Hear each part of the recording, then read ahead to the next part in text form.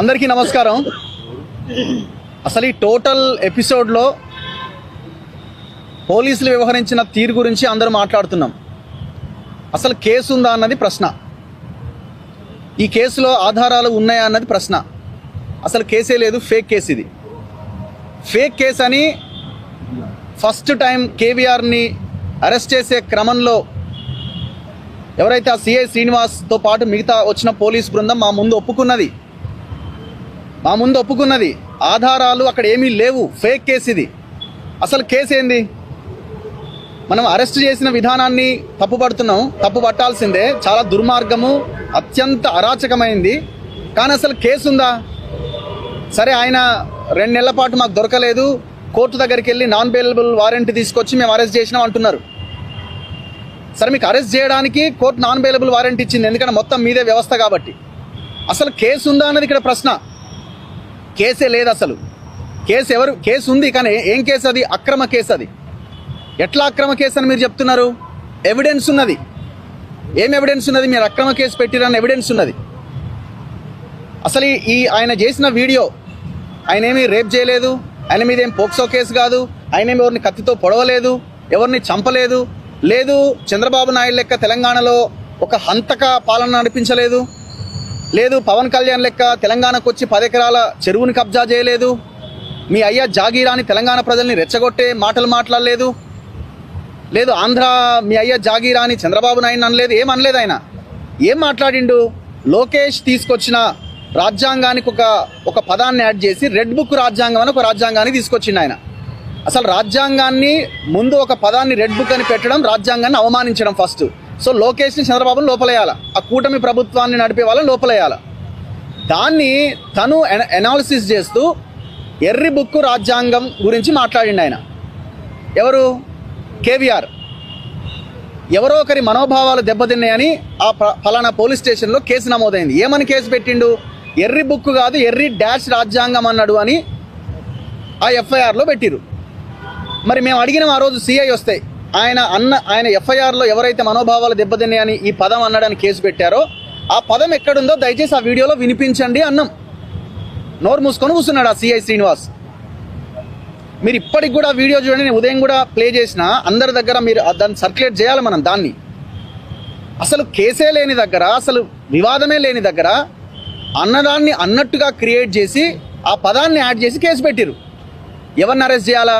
Case పెట్టినోని arrest చేయాలా, complaint ఇచ్చినోని అరెస్ట్ చేయాలా, ఇక్కడ దాకా పంపించిన ఈ దుర్మార్గులను అరెస్ట్ చేయాలా. ఇది total false and fake case. ఆ రోజు మేము అడిగినప్పుడు ఏమన్నారు? నోరు మూసుకొని మీరు కోర్టులో ఛాలెంజ్ చేసుకోండి. అసలు నువ్వు ఫేక్ కేసు ఎట్లా పెడతావు? కోర్టులో ఛాలెంజ్ తర్వాత నువ్వు ఎట్లా పెడతావు ఫేక్ కేసు? ఇదే సిఐ శ్రీనివాస్ నన్ను రూమ్లోకి పిలిచి మీకు దండం పెడతా, ఆంధ్రప్రదేశ్లో చాలా దారుణమైన పరిస్థితులు ఉన్నాయి, మేము ఇట్లా ఉత్తి చేతులతో పోతే మమ్మల్ని వీడు చేతగానోడు, వీడు ఎటుగానోడు అని మమ్మల్ని తిడతారు, దయచేసి మీ కాళ్ళు పట్టుకుంటా, అవసరమైతే దయచేసి ఆయన ఒక్క రాత్రికి మా పోలీస్ స్టేషన్కి పంపించండి, మేము తెల్లారి మీరు వచ్చి తీసుకెళ్ళండి అని మాట్లాడారు.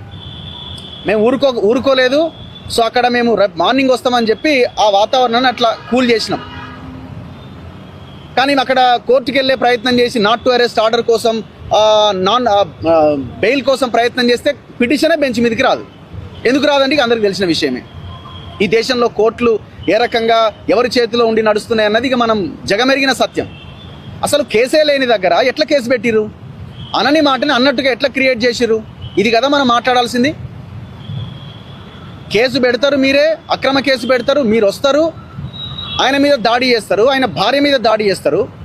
ఇప్పుడు నక్సలైట్లు తయారవుతున్నారు, మావోయిస్టులు తయారవుతున్నారు, ఇంత సీన్ క్రియేట్ చేసిన తర్వాత ఏం తయారవుతారు? మరి నక్సలైట్ తయారు కాకపోతే ఎట్లా? ఎవరు తయారవుతారు? ఇప్పుడు వాళ్ళ అబ్బాయి కూడా అక్కడ ఉన్నాడు. మీ అబ్బాయినా అమ్మ? వాళ్ళ అబ్బాయి కూడా అక్కడ ఉన్నాడు. ఆ పసి మనసు మొత్తం ఆ సీన్ చూసిన తర్వాత ఏం ఆలోచనతో ఉంటుంది? ఏం ఆలోచిస్తుంది? అండ్ ఇంకొక విషయం నేను చెప్పేది ఏంటంటే, ఇక్కడ మేము తెలంగాణలో ఉన్నాము, తెలంగాణలో ఆంధ్ర పోలీసుల అరాచకాలు ఏంది అసలు? రేవంత్ రెడ్డి ఇంత చాతగానోడు ఎందుకు అయ్యిండు? చాతగానోడు కాలే కానీ కొల్యూడు అయిపోయిండు, అవతలి ఈ అరాచక శక్తులతో కొల్యూడు అయిపోయింది. అందుకే మేమేం అడుగుతున్నాం అంటే, రాహుల్ గాంధీని డిమాండ్ చేస్తున్నాం. ముఖ్యమంత్రి పదవి నుంచి రేవంత్ రెడ్డిని తీసేయి ఇమీడియట్గా. రాజీనామా చేసే రేవంత్ రెడ్డి, రాజీనామా చేయకపోతే రాహుల్ గాంధీ తీసి అవతల పడేయాలి. మీకు సిగ్గుండాలి కదా కనీసం. ఏం దుర్మార్గం ఇది ఫస్ట్. అండ్ దాంతోపాటు కాంగ్రెస్ వ్యవహారాల ఇన్ఛార్జ్ మీనాక్షి నటరాజన్ మంచి ఆమె ఎవరికి కావాలని మంచితనం, తెలివైన నిర్ణయాలు తీసుకోవాలని నీ మంచితనం ఎవరికి కావాలా? సో అందుకే మీరు తక్షణమే రిపోర్ట్ తయారు చేసి సెంట్రల్కి పంపించి ఉడబీకండి ఫస్ట్.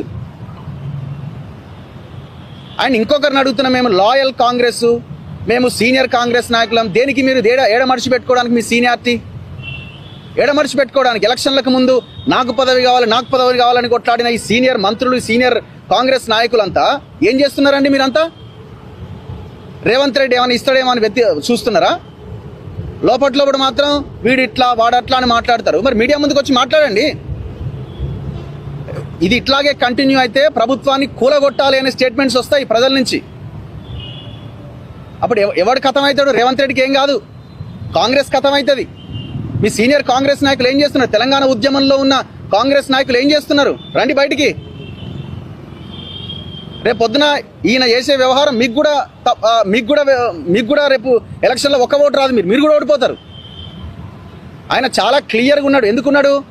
రెరా చైర్మన్గా శ్రీనివాసరాజు నియామకం ఏ యాంగిల్లో జరిగింది? ఆర్ఎస్ఎస్ బీజేపీ ఆధ్వర్యంలో తీసుకున్న డెసిషన్ అది. కనబడతలేదా? సంజయ్ జాజు ఎప్పుడో 2014లో ఢిల్లీకి డిప్యుటేషన్ మీద పోయిన వ్యక్తి అసలు తెలంగాణలో ఏ ప్రజల పబ్లిక్ రిలేషన్కి సంబంధించిన ఏ పదవిలో లేని వ్యక్తి. ఆయన ఐటీఆర్ కమ్యూనికేషన్ దాంట్లో పనిచేసిండు 2011 to 14 తర్వాత ఢిల్లీకి వెళ్ళిపోయిండు. 2026లో ఆయన ఎందుకు తీసుకొచ్చినారు? ఎవరి ఇన్ఫ్లుయెన్స్తో తీసుకొచ్చినారు? ఆర్ఎస్ఎస్ బీజేపీ ఇన్ఫ్లుయెన్స్తో తీసుకొచ్చారు. సంజయ్ జాజు నియామకం కానీ అండ్ శ్రీనివాసరాజు నియామకం కానీ. శ్రీనివాసరాజు ఎవరండి? నాకు అర్థం కాదు. 8-9 ఏళ్ళు టీటీడీని ఏలిండి ఆయన జేఈఓగా. సీఎంఓలో పెట్టుకుని తీసుకొచ్చి ఆయనని ఎవరి ప్రోద్బలంతో? చంద్రబాబు నాయుడు, పవన్ కళ్యాణ్, నరేంద్ర మోదీ, సుప్రీంకోర్టు చీఫ్ జస్టిస్గా పనిచేసిన ఎన్వి రమణ వాళ్ళు చెప్పినందుకు కదా మీరు పెట్టుకున్నది ఇందులో.